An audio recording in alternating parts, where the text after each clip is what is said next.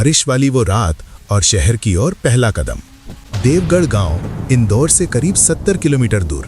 Monsoon की वो तेज बारिश जो छत की टिन को पीट कर चीर रही थी।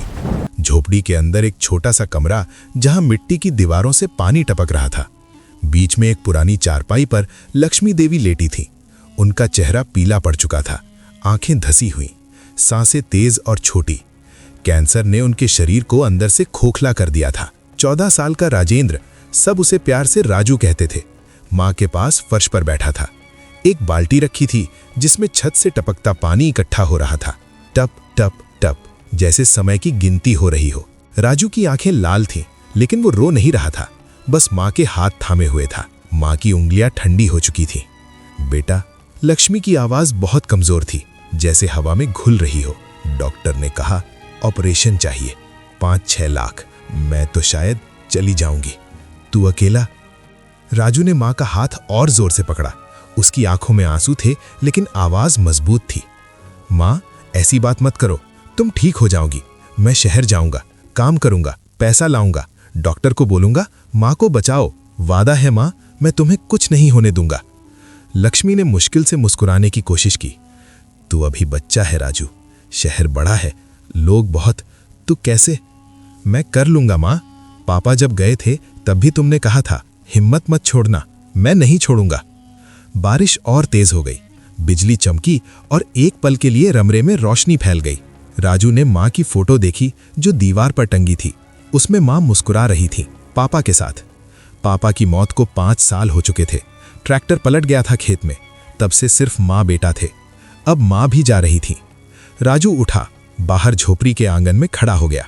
बारिश में भीगते हुए उसने आसमान की तरफ देखा। भगवान, अगर तू है तो सुन ले, माँ को मत ले जाना। मैं जो भी करूंगा तुझे दिखाऊंगा। सुबह होते ही राजू ने तैयारी शुरू कर दी।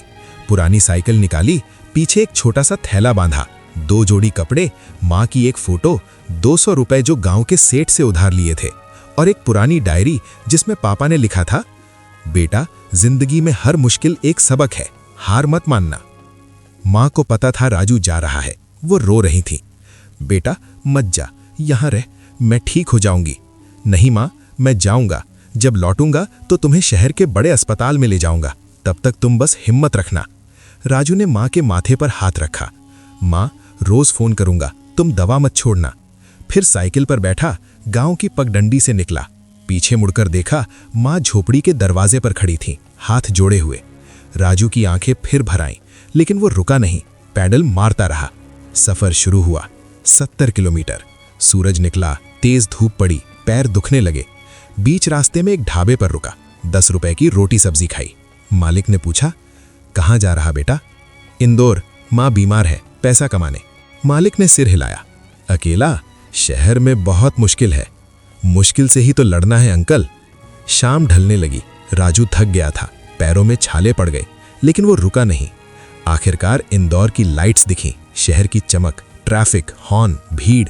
राजू को डर लगा, इतना बड़ा शहर, वो अकेला। पहली रात कहाँ सोए? सराफा बाजार के पास एक फुटपाथ मिला, थैला सिरहाने रखा, साइकिल पास में खड़ी की। बारिश फिर शुरू हो गई।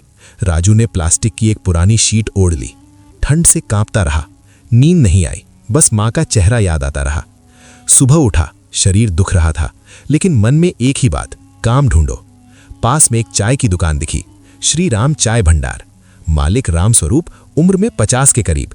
राजू उनके पास गया। अंकल, काम चाहिए। राम स्वरूप ने ऊपर से नीचे तक देखा। कहाँ से आया?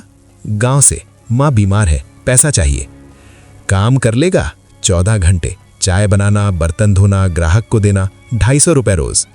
राजू की आंखें चमक उठी। जी अंकल, मैं कर लूंगा। पहला दिन शुरू हुआ। सुबह 6 बजे से रात 10 बजे तक चाय बनाई, बर्तन धोए, ग्राहकों से पैसे लिए। हाथ जल गए, कमर दुखी, लेकिन मुंह से शिकायत नहीं निकली।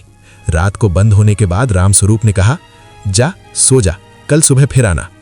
राजू बाहर निकला, फिर वही फुटपाथ, लेकिन आज थोड़ी उम्मीद थी, 250 रुपए मिलेंगे, माँ को भेजूंगा।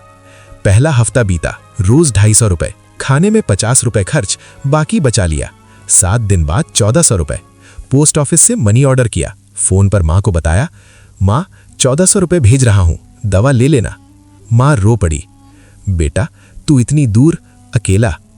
राजू ने हंसकर कहा, माँ मैं ठीक हूं, बस तुम ठीक हो जाओ। लेकिन अंदर से राजू जानता था ये शुरुआत है, 5-6 लाख बहुत दूर है। शहर अभी बहुत कुछ छीनने वाला है, धोखे, मुश्किलें, अकेलापन। लेकिन वो तैयार था। ये स्टोरी का पार्ट 1 था। आपको कैसी लगी कमेंट में जरूर बताएं। वीडियो लाइक, शेयर और सब्सक्राइब जरूर करें। धन्यवाद। नेक्स्ट पार्ट में क्या राजू सिर्फ चाय बेचकर इतना पैसा जमा कर पाएगा या कोई बड़ा ट्विस्ट आएगा?